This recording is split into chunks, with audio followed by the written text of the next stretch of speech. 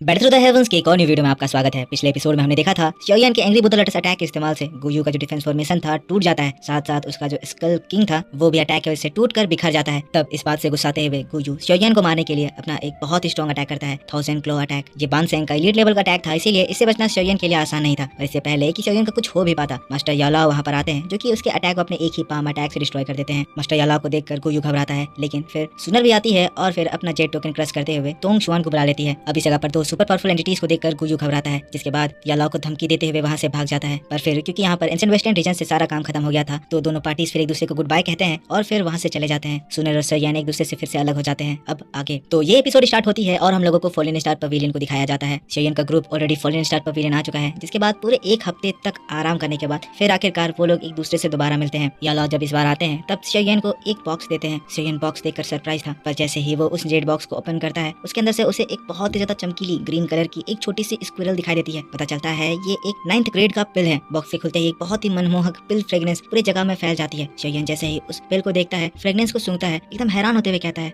ये तो बोधिसत्व पिल है। शोयन काफी ज्यादा शॉक था क्योंकि मास्टर यालाओ ने उसके लिए बोधिसत्व पिल रिफाइन करा था। अब दोस्तों शोयन के पास जो बोधिसत्व हार्ट है उसे रिफाइन करने के लिए शोयन को बोधिसत्व पिल की बहुत ज्यादा जरूरत है। शोयन भले ही इस बोधिसत्व पिल को रिफाइन कर सकता था, पर मास्टर यालाओ से बड़ा अल्केमिस्ट शोयन है नहीं, इसीलिए यालाओ ही शोयन को बढ़िया बोधिसत्व पिल रिफाइन करके देते हैं। यालाओ मुस्कुराते हैं, कहते हैं शोयन तुम सही हो, पर अनफॉर्चुनेटली मैंने जो ये बोधिसत्व पिल बनाया है इसमें मैं इसके सिर्फ 8 कलर पिल लाइटनिंग को ही समन कर पाया। अगर 9 कलर लाइटनिंग भी अपीयर हो जाती तो इस पिल की मेडिसिनल इफेक्ट बहुत ज्यादा इंप्रेसिव हो जाती। पर क्योंकि तुम्हारे बॉडी के अंदर बोधिसत्व हार्ट है, तो जब तुम इस बोधिसत्व पिल को कंज्यूम करने के बाद उसे रिफाइन करने लगोगे तब तुम्हें बानसेंग क्लास में ब्रेक थ्रू करने में ज्यादा प्रॉब्लम नहीं होगा। तुम्हारे इस ब्रेक थ्रू के चांसेस बहुत ज्यादा बढ़ जाएंगे। अब भले ही यालाओ यहाँ पर 8 कलर लाइटनिंग ही समन कर पाए, पर दोस्तों ये भी कोई मामूली बात नहीं है। एक तो सबसे पहली खतरनाक बात तो ये है कि मास्टर यालाओ बोधिसत्व पिल बनाए हैं। यही बात पूरे सेंट्रल प्लेन में कोमोशन मचाती है। ऊपर से इतना हाई क्वालिटी का पिल, भले ही वो इस तरह से रिग्रेट मैनर में शोयन से कह रहे हैं, पर शोयन को पता है कि उसके टीचर ने उसके लिए कितना बड़ा काम करा है। अब यहाँ पर शोयन जो रेस्ट कर रहा था उस बीच में मास्टर यालाओ गायब हो गए थे। पूरा मेहनत कर रहे थे ताकि वो ऐसे जगह को ढूंढ पाए जहाँ पर जाकर शोयन बोधिसत्व सीड को रिफाइन करेगा। शोयन ये बात समझ रहा है कि इतना हाई ग्रेड का अल्केमिस्ट होने के बावजूद भी वो 9 कलर का पिल लाइटनिंग इसलिए नहीं समन कर पाए क्योंकि यालाओ ने अपना हेवनली फ्लेम शोयन को दे दिया है। यालाओ के पास अभी भी कोई अच्छा फ्लेम नहीं है। अगर पहले की तरह यालाओ के पास उनका बोन चिलिंग फ्लेम होता तो वो बड़े आराम से 9 कलर पिल लाइटनिंग को समन कर लेते। इसीलिए शोयन मास्टर यालाओ के मेहनत से पूरी तरह से खुश होते हुए उनके सामने झुककर उन्हें थैंक यू कहता है। Thank you teacher. यालाओ शोयन का सिर उठाते हैं, हंसते हैं, कहते हैं लड़के तुम्हें इतना ज्यादा पोलाइट होने की जरूरत नहीं है, ये तो टीचर और डिसाइपल के बीच की चीजें हैं। अभी तुम्हें फिर से अपने दिमाग को रिलैक्स करके एक रिट्रीट लेना चाहिए। फॉलन स्टार पवेलियन और यान अलायंस के मैटर को मेरे हवाले छोड़ दो। मैं हूं ना, जब तक मैं हूं यहाँ पर मैं कोई भी गड़बड़ी होने नहीं दूंगा। शोयन अभी तुम्हारे लिए सबसे ज्यादा इंपॉर्टेंट काम ये है कि तुम जल्दी से जल्दी बानसेंग क्लास में एडवांस करो। अगर तुम जल्दी से जल्दी ब्रेक थ्रू नहीं करोगे तो तुम्हारे अंदर उस प्यूरिफाइंग डिमोनिक लोटस फ्लेम को प्रोसेस करने की एबिलिटी नहीं आएगी। अभी उसके अपीयर होने में 3 साल बचे हुए हैं, समय बहुत ज्यादा कम है क्योंकि वो हेवनली फ्लेम वाकई में बहुत ज्यादा डरावना है। शोयन यालाओ की बातों को ध्यान से सुनता है, हाँ में सिर हिलाता है। शोयन समझता है कि उसे किसी भी हालत में 1000 क्लास से ब्रेक थ्रू करना होगा। एक बार वो बानसेंग लेवल पर पहुंच जाता है तो वो उस बाधा को पार कर लेगा, जिसके बाद वो उस दाओशेंग लेवल पर पहुंच सकेगा, जिससे वो इस पूरे दाओकी कॉन्टिनेंट में one of the peak expert में से हो जाएगा। पर अगर वो फेल होता है तो हमेशा हमेशा के लिए इस इंटर प्लेन का एक अपर टियर का एक्सपर्ट बनकर ही रह जाएगा। और उस वक्त शोयन कितनी एबिलिटी नहीं होगी कि इसके बाद फिर वो सोल क्लैन से अपनी स्ट्रेंथ के साथ लड़ सके। शोयन एकदम शांत था। जिसके बाद फिर यालाओ कहते हैं शोयन रिलैक्स करो। उसी जगह पर काइलिन, लिटिल फेरी डॉक्टर, किनलिन और xiao भी थी। उन लोगों की ओर देखते हुए कहते हैं काइलिन, लिटिल फेरी डॉक्टर और किनलिन के बारे में भी मत सोचो, मैं उनके लिए भी उनकी स्ट्रेंथ बढ़ाने के लिए कुछ करूंगा। सभी की सभी लेडीज एक्स्ट्रा ऑर्डिनरी हैं। जैसे ही उन लोगों को कोई सुटेबल अपॉर्चुनिटी मिलेगी वो लोग भी अपनी स्ट्रेंथ को बढ़ाएंगे। और देखना जब तुम अगली बार उन लोगों को देखोगे तब वो तुमसे कुछ कम नहीं होंगे। शोयन के शोल्डर पे हाथ रखते हुए शोयन को वो दिलासा देते हैं। अब ये सब बातें भी सच होने वाली है क्योंकि इससे पहले